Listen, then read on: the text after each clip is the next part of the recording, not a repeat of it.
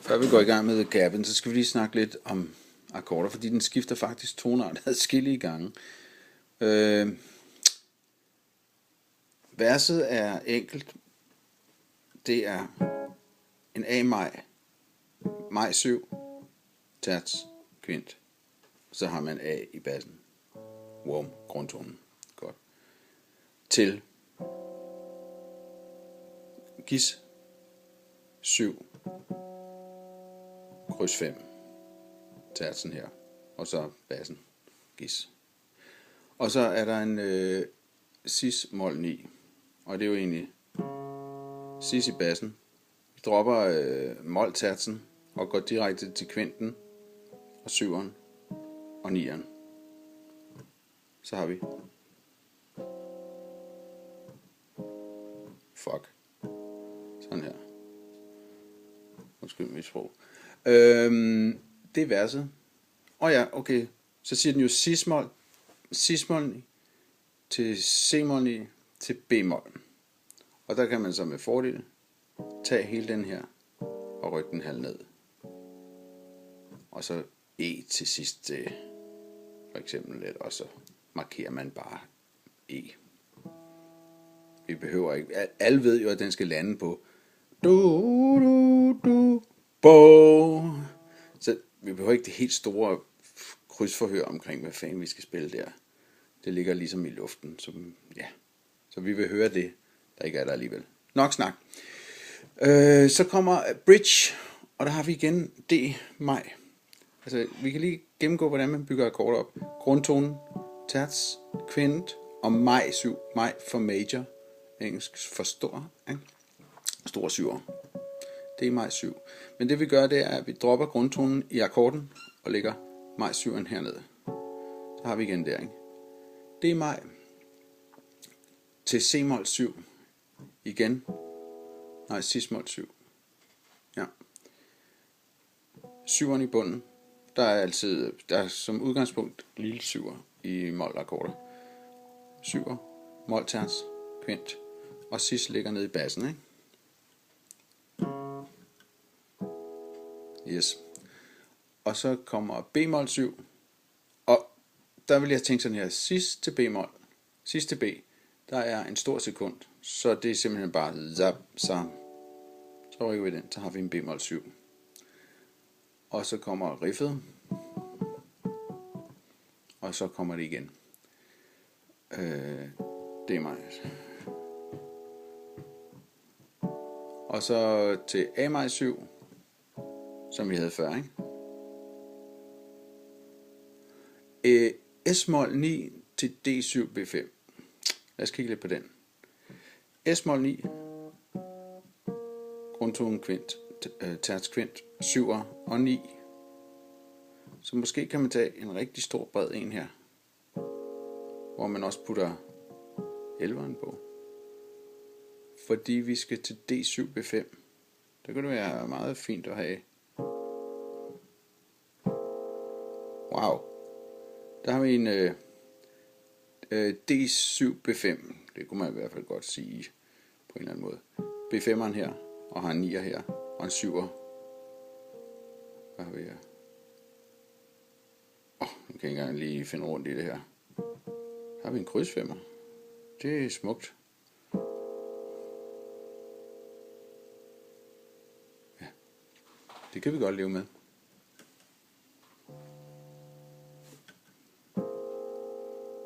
Det bliver rigtig flot. Chorus, så er vi der. Så rykker vi det hele baglæns. Vi havde før D-maj 7. Så rykker vi, nu skal vi spille des-maj. Så gør vi bare sådan her. Og så har vi des i bassen dernede. Hvis vi gerne vil bygge ud, og det vil vi gerne, fordi nu er vi i omkvæd, så der skal lidt mere knald på, så laver vi den her. Dobler majen. Og så er det c-mol 7. Nu skal jeg lige tænke. Mol 7'er, terts, kvint, 7'er, dobbelt. BB mol 7. Vi skal lige forestille os. at vi har bassen hernede, fordi nu ryger bassen op. Der laver lige dominant til S og beholder akkorden, ikke? Så har vi den her uforløste ting, som leder os tilbage til As.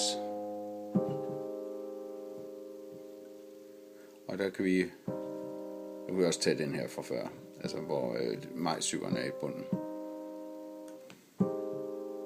Men nu er vi heroppe, og vi spiller stort, så det er fint at lægge den i toppen.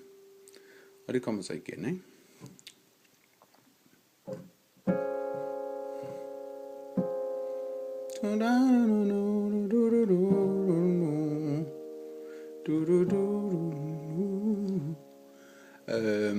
B-bemol er vi kommet til. Der var lige noget i omkvædet. Der er en As plus med det i bassen. As plus her. As terts plus, det er kryds 5, og plus det er det samme. Så dobler vi As, fordi vi spiller stort. Og så D i bassen. The cabin, the cabin, the cabin.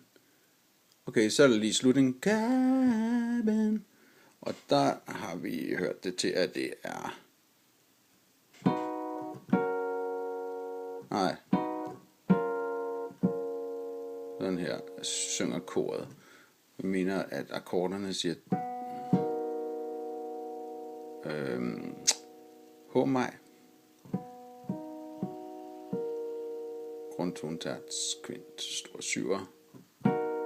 Og så bemol 7. Og bemol 7 igen. Det er den fra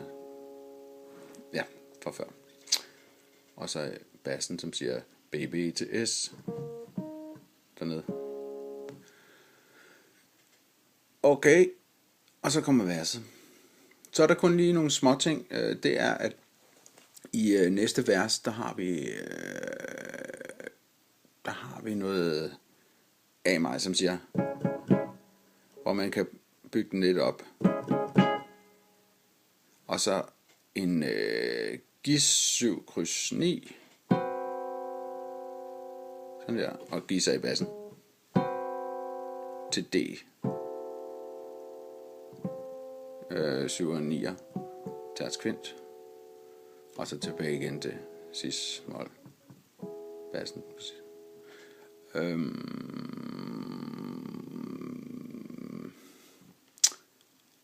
Okay. Så er der bridgen. Der er et sted, hvor den siger Dead Animals. En S9 kryds 11. 7'er og 9'er hører med. 9'er inkluderer 7'eren som regel. Kryds 11'eren er her. Og så kan man doble måske. Men i hvert fald sådan her. Og så S i bassen. Herlig klar.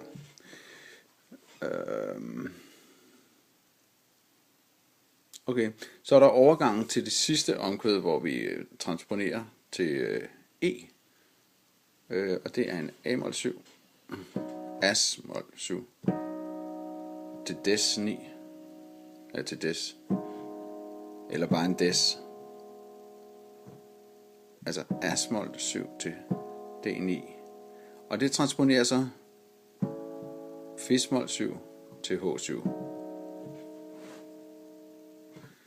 Og så skal der laves et bend. Det kan jeg ikke, når jeg sidder og holder på det her kamera, men det er... Ja. På E9. E-maj 9. Okay. Så igen her, ligesom vi havde D-maj og Des-maj, så har vi nu E-maj. Dis-mol 7 over D-mol 7 til Cis-mol 7. Og så E-dur med Fis i bassen. Der beholder vi jo bare den her og tager Fis i bassen. Og så skal den ned på B-maj. Okay. Hvad har vi med i det sidste vers? Der er en B plus med F i bassen. B plus, den siger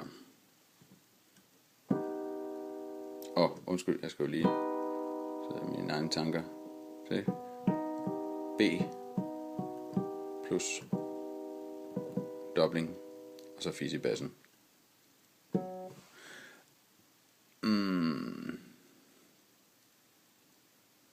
Det er mig til C-mol til E. Jamen altså, det er bare som det skal være. Så er der lige saxofonslutning. Og den er meget klassisk i sin opbygning, for det er en G-maj. Super godt. G-maj 7 til G-maj 9. E-mol 7 til E. Til E-mol 9. Og så C-maj 7 til 9. Og så H, altså B. Undskyld. Up.